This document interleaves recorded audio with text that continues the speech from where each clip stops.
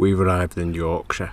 We drove from Ambleside to Hawes. Hawes is literally just a stop off point for us to get a nice shower and stuff like that at a club site. And it took us through past the Ribblehead viaduct, and we couldn't not stop because Sarah's got a bit of a mild obsession for viaducts.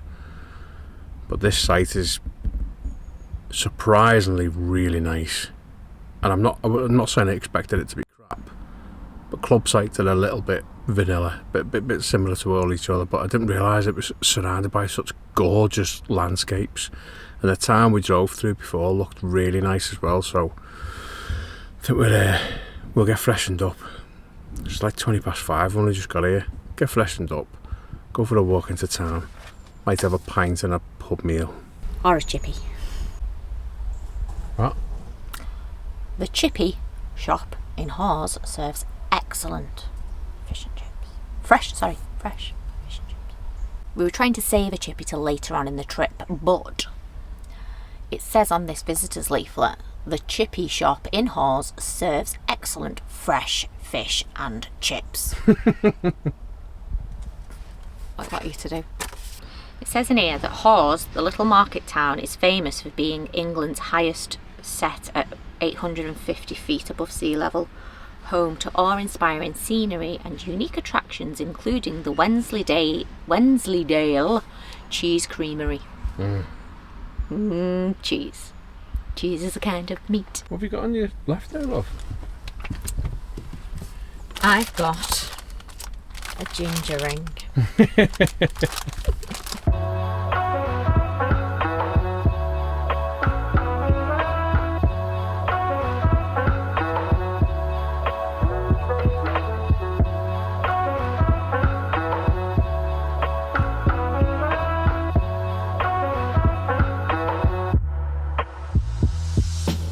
We've woken up in a very calm Hawes this morning. The van was full, and I mean full, of midgies last night in the pop top, luckily, so we just closed the inner roof and locked them in there. This campsite is beautiful, but when it's been wet and there's no wind, it's riddled with them.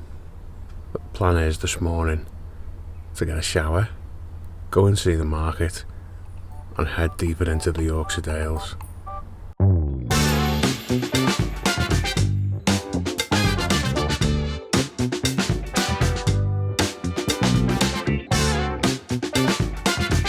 We just got back from Hawes town centre to go and see the market. Don't bother. Don't come to Hawes just for the market. There's about 6 stalls, and it's, in my opinion, nothing worth buying. So we're off to our slightly more wild location now.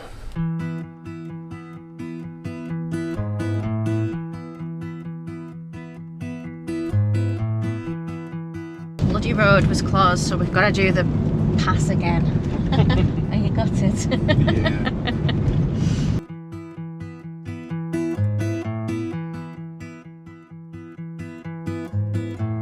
So it's now 1:20. We left the campsite at 12. It was a 16-minute drive to the new campsite, and we're still en route to the new campsite. And I'd say we've been on every mountain pass in Yorkshire. Yep. But great roads, some fantastic roads, some amazing views. So yeah, get lost in Yorkshire, it's worth it.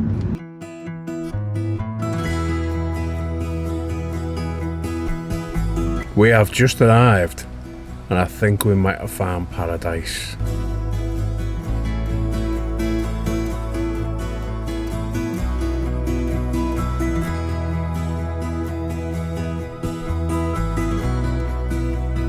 Just sitting on our pub beer garden bench, having some coffee and toast. First thing we've eaten all day, and it's mid-afternoon. It's windy as hell here, but what a place. Put the steak out to thaw out for us to cook tonight. We've just managed to get enough signal to quickly check the weather tonight is not the weather to be setting a fire or cooking outside.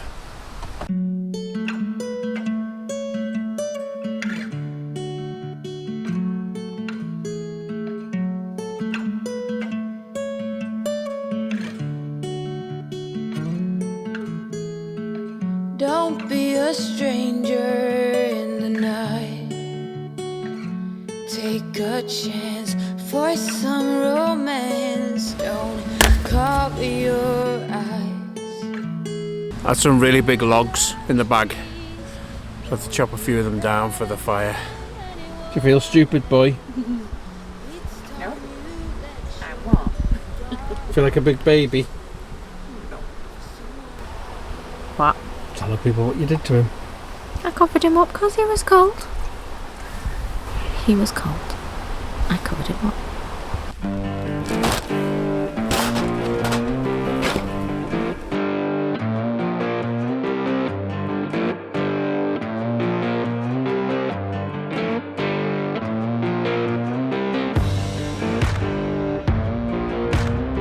We had a touch of rain before and we thought it wasn't going to happen, and then in typical Yorkshire style it's cleared up.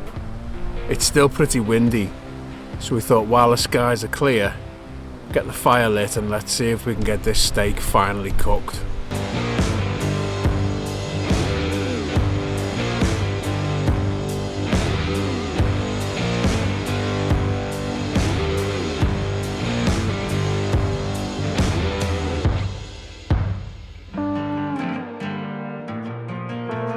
Steak's on, but I might have to change the location of the TJM Metalworks mini fire anchor because the fire's literally blowing the smoke away from the steak. Sorry, the wind is blowing the smoke away from the steak.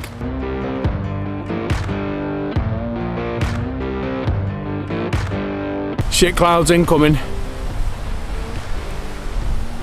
Look. First turn and she's taking on some colour. So if I haven't told you before, obviously, you know, this is my new Snow Peak fire pit, assuming you watched the last video.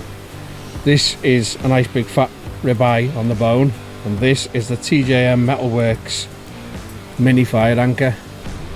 It just spikes into the ground, up like that, and then you just attach this thing via a pigtail with a grill. It's got a little hook for hanging a pot as well. It's actually started bloody raining, but we're getting there.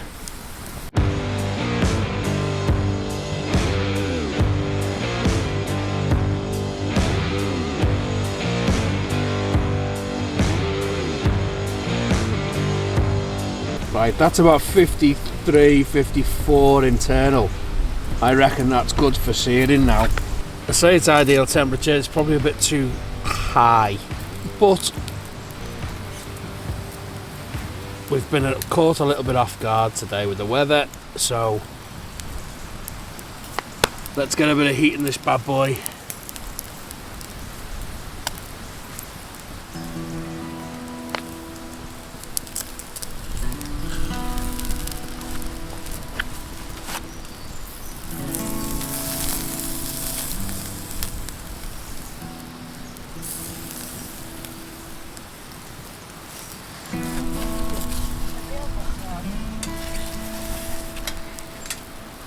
Ooh, those spuds feel soft. Oh, there's the rain, rain again.